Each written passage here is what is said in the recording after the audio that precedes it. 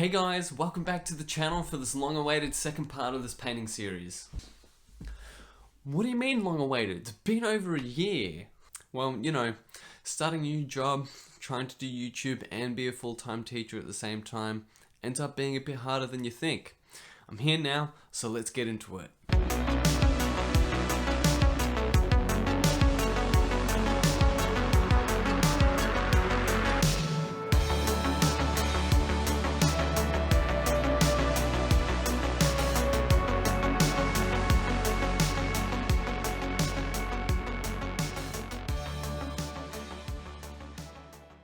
Because I filmed this well over a year ago, my memory of what I did isn't too great, but what I do remember is I used two main colours for Mortarion's cloak, and those were Antares Red from Scale 75, as well as Warpstone Glow from Gamesworkshop. Now I know what you're thinking. Red and green? Come on, Tom. They're contrasting colours. Surely you can't blend them together. Red and green works for Christmas, doesn't it? And Nurgle's the god that just keeps on giving, so let's keep with the spirit of it.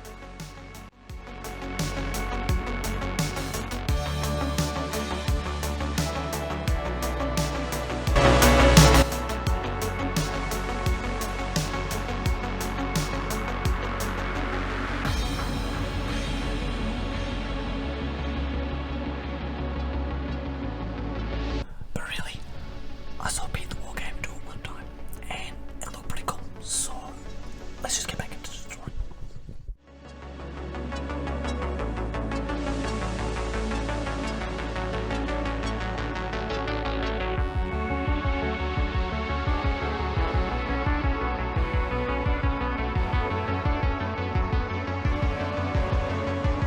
So I started by mixing the two colours together to get a nice base tone, and then I made sure to do at least 3 liberal passes to make sure I had a consistent tone across the entirety of the cape.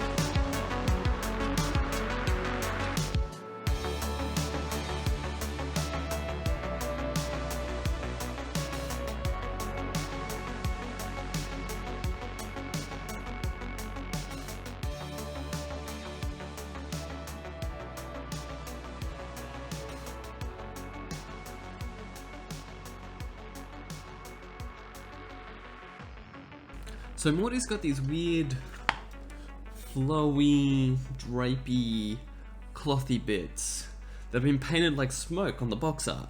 So I thought, well, why not wet blend to purple? 'Cause purple and red? Why not? Zeri's purple is painted at the very bottom of those flowy, clothy, smoky bits. And I made sure to go over them at least 2 or 3 times to get a nice consistent coat.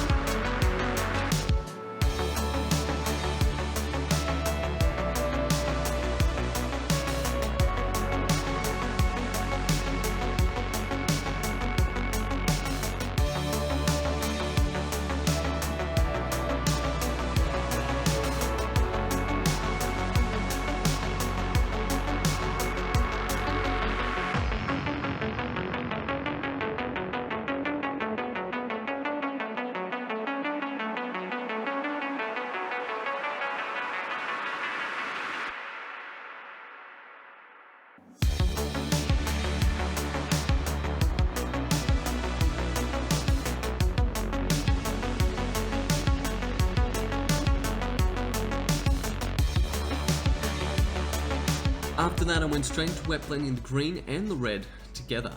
Ensuring that my paint wasn't too thick, I put my highlight color down first, and then I wet blended with the green to create a nice shadow. After I'd done that, I quickly cleaned my brush, eat that paint, and then get straight back into putting in more of those red highlights to get a nice transition from light to dark.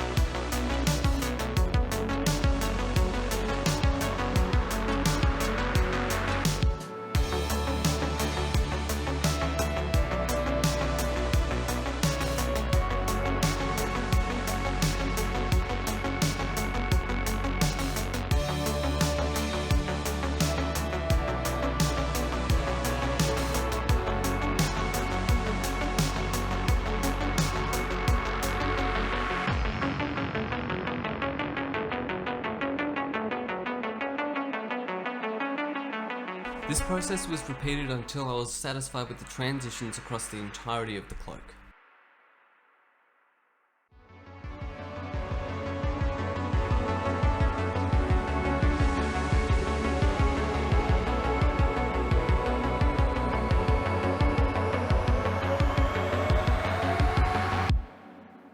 To highlight the red parts of the cloak, I mixed in together Antara's red with Emperor's Children in a very thin mix across all of the raised areas of Mortarion's cloak, or anywhere there was a fold, a tear, or any sort of crease is where I highlighted a very faint and small line.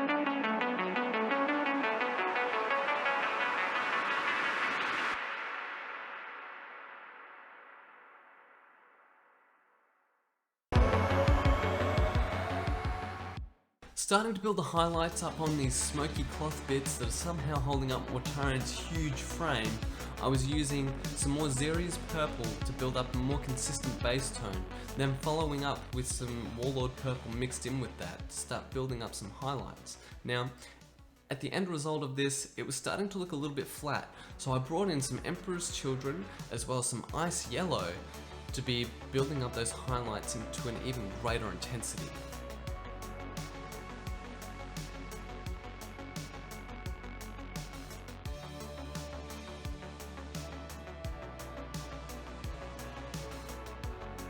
Now, can I remember the exact order I used these paints in to build up these very subtle and fragile highlights on these smoky parts of Mortarion's cloak?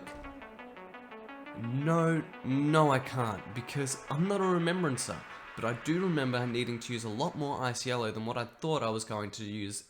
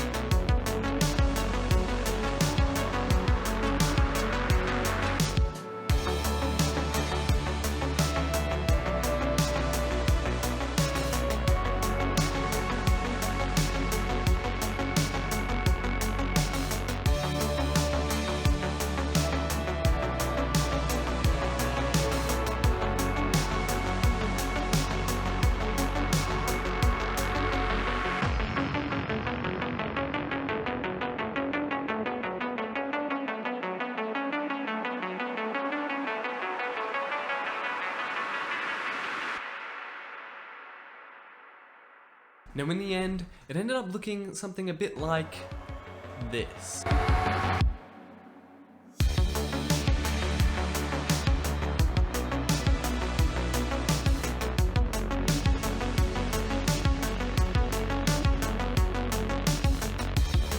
So that's where we'll end today's video.